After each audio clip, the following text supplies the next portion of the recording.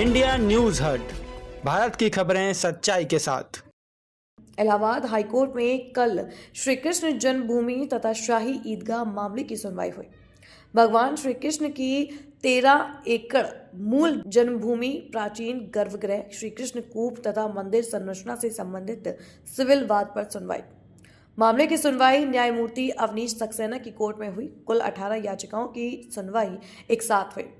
वादी पक्ष द्वारा दायर संशोधन प्रार्थना पत्र में जन्मभूमि की वास्तविक स्थिति, ऐतिहासिक साक्ष्य एवं वर्तमान संरचना से जुड़े अत्यंत आवश्यक तथ्यों में सम्मिलित करने की अनुमति लेकर श्री कृष्ण जन्मभूमि स्थल पर प्राचीन श्री कृष्ण कूप और गर्भगृह पर वादी का वास्तविक कब्जा, पूजा अर्चना, जलाभिषेक, बासोड़ा पूजा, शीतला सप्तमी आदि अनुष्ठानों का निर्वाह आज भी होता है, जो भारतीय विधि में वास्तविक कब्जा का सर्वोच्च प्रमाण माना जाता है। ढांचे की दीवारों, स्तंभों, आधारशिलाओं और सीढ़ियों पर कमल, चक्र, शंख, स्वस्तिक, बेल बूटे व संस्कृत श्लोक जैसी हिंदू स्थापत्य की स्पष्ट नक्काशियां आज भी विद्यमान हैं।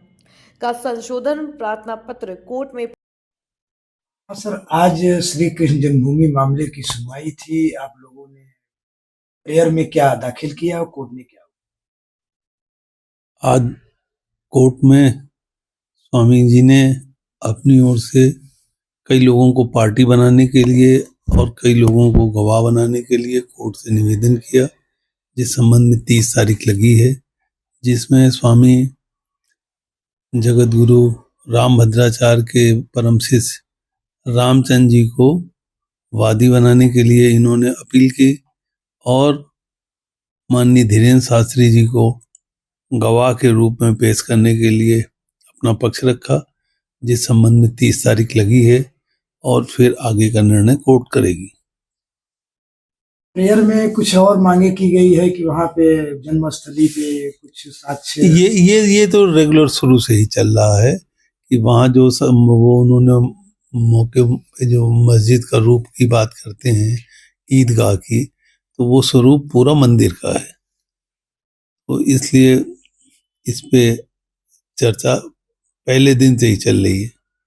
हमने माननीय उच्च न्यायालय में यह असली तथ्य सामने आए, क्योंकि हमारे जब हमने वाद दाखिल किया था तो हम बहुत सारी चीजें सामने आई हैं, जैसे ईदगाह, ये लोग ईदगाह ईदगाह चिल्ला रहे हैं। हमने सभी सरकारी अभिलेखों में नगर निगम से भी प्रमाण पत्र जारी हुआ है, हमें मिला है, जिसमें साफ साफ लिखा है ईदगाह नामक ढांचे के नाम मथुरा वृंदावन में कोई किसी प्रकार की संपत्ति दर्ज नहीं है, ना तो जल का कोई कनेक्शन है। फिर बिजली विभाग की बात करो तो बिजली चोरी का मुकदमा दर्ज हुआ है और 3 लाख रुपए इन पे जुर्माना लगाया, तो बिजली अभिलेखों में भी कोई भी ईदगाह नाम नहीं है। फिर आप सुन्नी वक्फ बोर्ड की बात करो तो मैं माननीय न्यायालय को हमने भी लिख के दिया है कि जब इनके पास कोई एविडेंस ही नहीं है, टाइटल नहीं है, तो ईदगाह क्यों रखे? वह श्री कृष्ण जन्मभूमि का मुख्य गर्भगृह है, तो उसको हमने संशोधन किया कि विवादित भूमि श्री कृष्ण जन्मभूमि मूल गृह, ये हमने उसमें संशोधन किया है। दूसरा हमने कहा है कि वह हमारा पानी का स्थान है, जहां हम भगवान शंकर का अभिषेक करते हैं और अपने भगवान का स्नान कराते, तो उसके पानी को जो वजूखाना बताने लगे। उसके नीचे प्रतिमाएं दबी हैं, वहां सीढ़ियां हैं, उसके नीचे प्रतिमा दबाई गई है।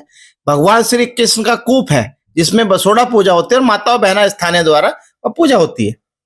मंदिर जो ये हमारा बना है, ये उसको ईदगाह बता रहे हैं। ईदगाह का कोई श्रामिक कोई स्वरूप ही नहीं है, वो मस्जिद का स्वरूप नहीं है।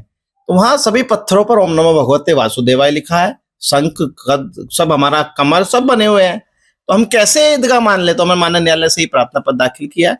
साथ ही हमने पक्षकार बनाने के लिए वादी के रूप में प्रबंधक हमारे ट्रस्ट के अपने परम पूज्य श्री जगत गुरु रामभद्राचार्य जी के अपने उत्तराधिकारी आचार्य रामचंद्र दास जी को उसमें वादी के रूप में, तमाम 7 अपने सरकार के लोगों को प्रतिवादी के रूप में हमने शामिल करने का निवेदन किया है। और विशेष रूप से अपने जो अपने गुरु भाई हैं धीरेन्द्र शास्त्री जी आचार्य जो है, उनको गवाह के रूप में हम लोगों ने शामिल किया है। इसके साथ हमने बहुत सारी चीजें माननीय न्यायालय में रखी। अगली डेट कब लगी? माननीय न्यायालय ने विपक्षियों को एक मौका दिया है आपत्ति दाखिल करने का, खैर उन्होंने आज कुछ बोला नहीं, तो अब 30 जनवरी उसमें सुनवाई होगी और हमें उम्मीद है माननीय न्यायालय से कि हमारी सारी बातें सुनी जाएंगी। हमारा विषय एक सनातन का विषय है, एक कानून के तहत हम लोग आए हैं, तो वो सुना जाना चाहिए।